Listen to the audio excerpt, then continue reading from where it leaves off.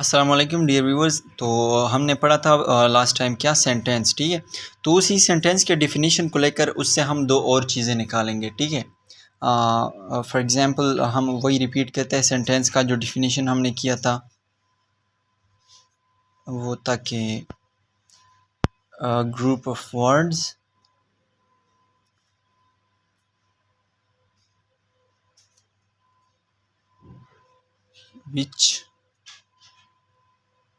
which gives a complete sense। तो यहाँ पे हमने पढ़ा था कि एक ऐसा ग्रुप ऑफ वर्ड्स जो हमें एक कंप्लीट सेंस देता हो, इसको हम सेंटेंस कहते हैं, ठीक है। अब ऐसी डिफिनीशन को आगे प्रमोट करके हम इससे दो और चीज़ें निकालेंगे, ठीक है। अब अगर इसको देखा जाए तो इसमें हमने पढ़ा दो शराइत है, एक तो ग्रुप ऑफ वर्ड होना चाहिए, ठीक है। दूसरा इसमें क्या होना चाहिए, कंप्लीट सेंस होना चाहिए। कंप्लीट सेंस का मतलब है जो पूरा एक जुमला हो, जिसका पूरा मतलब आपको समझ आ जाए। तो अब हमारे पास कुछ ऐसे ग्रुप ऑफ वर्ड्स होते हैं जो हमें कंप्लीट सेंस नहीं देते। फॉर एग्जांपल मैं लिखता हूँ यहाँ पे, a group of words that do not give a complete sense, जो हमें कंप्लीट सेंस नहीं दे रहा हो। तो अब अगर देखा जाए कि एक ऐसा ग्रुप ऑफ वर्ड्स है, मतलब ग्रुप ऑफ वर्ड्स तो है, मैं एग्जांपल दूंगा पहले। फॉर एग्जांपल हम कहते हैं कि ऑन द टेबल। अब इसी को अगर हम देख ले, चूंकि सेंटेंस में हमने पढ़ा था ग्रुप ऑफ वर्ड्स भी होगा और कंप्लीट सेंस भी देगा। अब ये बेशक एक ग्रुप ऑफ वर्ड्स है हमारे पास, एक ग्रुप ऑफ वर्ड्स बेशक है, लेकिन सेंटेंस का ये जो उसकी जो फर्स्ट शर्त है ना सेंटेंस की, वो पूरी हो रही है। लेकिन जो दूसरा शर्त है ना सेंटेंस का की, वो क्या देगा, कंप्लीट सेंस। तो ये हमें कंप्लीट सेंस नहीं दे रहा, क्योंकि अगर मैं देखूँ ऑन द टेबल, तो ऑन द टेबल का हमें पता नहीं चलता ऑन द टेबल पे क्या है, क्या चीज़ है, क्या रखा है, मतलब कंप्लीट सेंस इसका हमें नहीं पता चलता। तो ऐसा ग्रुप ऑफ वर्ड्स या सेंटेंस का डिफिनीशन, आधे डिफिनीशन हम ले लेके, ऐसा ग्रुप ऑफ वर्ड्स जो हमें कंप्लीट सेंस नहीं दे रहा हो, यानी एक ऐसा ग्रुप ऑफ वर्ड्स जो सेंटेंस का एक शर्त तो पूरा हो रहा है उसमें, लेकिन दूसरा शर्त पूरा नहीं हो रहा। तो इस तरह के हमारे पास दो चीज़ें हो सकती है, ठीक है। एक हमारे पास हो सकता है फ्रेज, दूसरा हमारे पास हो सकता है ईडियम, ठीक है। फ्रेज में भी यही सेंटेंस वाला हिसाब किताब होगा, ग्रुप ऑफ वर्ड होगा, ठीक है। एक ग्रुप ऑफ वर्ड दोनों में है, इडियम में भी और फ्रेज में भी। लेकिन अगर देख ले तो फ्रेज में अ ग्रुप ऑफ वर्ड्स, एक ग्रुप ऑफ वर्ड्स होगा, लेकिन सेंटेंस का जो दूसरा शर्त है वो पूरी नहीं होगी, वो हमें कंप्लीट सेंस नहीं देगा। जिस तरह के मैंने एग्जांपल दिया कि ऑन द टेबल, ठीक है। अब ऑन द टेबल का अगर हम देख ले, इसकी हम ये ग्रुप ऑफ वर्ड्स तो है लेकिन कंप्लीट सेंस नहीं दे रहा। तो एक ऐसा ग्रुप ऑफ वर्ड्स जो हमें कंप्लीट सेंस नहीं देता, उसको हम या तो फ्रेज बोलेंगे या फिर ईडियम कहेंगे। फ्रेज कब बोलेंगे, फ्रेज तब बोलेंगे जब वो जो एग्जैक्ट वर्ड यूज़ हुए हैं ना, जब उसकी अगर हम अपनी मानी देख ले। For example on the table, table के ऊपर, अगर हम इसी तरह उसका तर्जुमा करते हैं जिस तरह उसका अपना मतलब वर्ड्स है, ऑन द टेबल मेज़ के ऊपर, और दीवार, दीवार के आर पार या दीवार के उस साइड पे।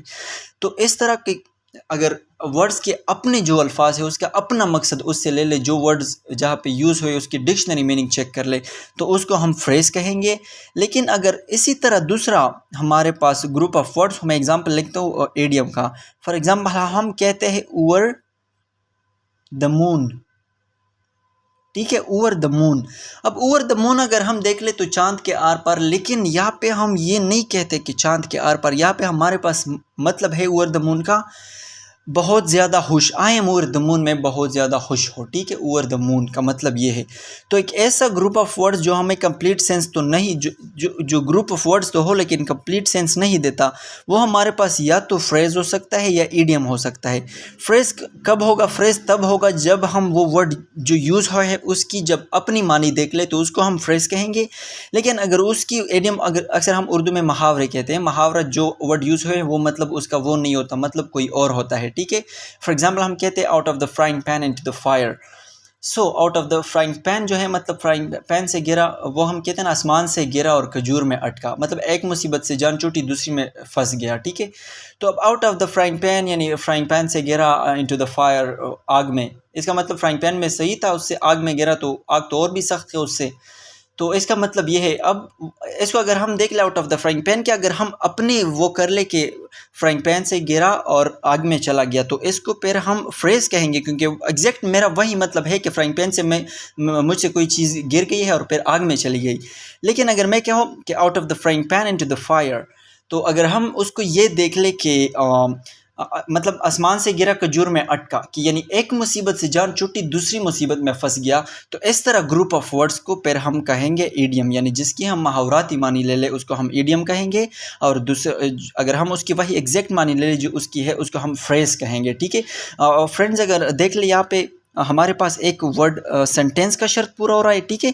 हमने कहा था ग्रुप ऑफ वर्ड्स, तो ग्रुप ऑफ वर्ड्स दोनों में है, ठीक है। लेकिन ये दूसरा जो सेंटेंस का है ना कंप्लीट सेंस, ये हमारे पास मिसिंग है, ये यहाँ पे पूरा नहीं हो रहा, ठीक है। लेकिन वर्ड में हमने क्या कहा था, वर्ड में कि group of letters which have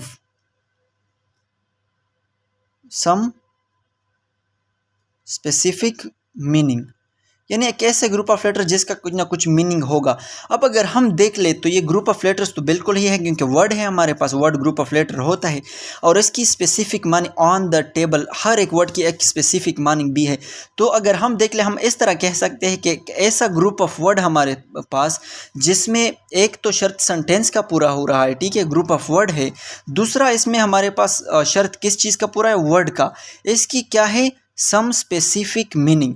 इसकी अब सम स्पेसिफिक मीनिंग तो है, लेकिन कंप्लीट मीनिंग हमें नहीं देता। जिस तरह के सेंटेंस में हम कहते थे कि फ़ला क्रिकेट खेल रहा है, फ़ला चाय पी रहा है, फ़ला पानी पी रहा है, फ़ला भाग रहा है, फ़ला ये कर रहा है, फ़ला ये कर रहा है, जिसकी हमें कंप्लीट मानी समझ आती थी।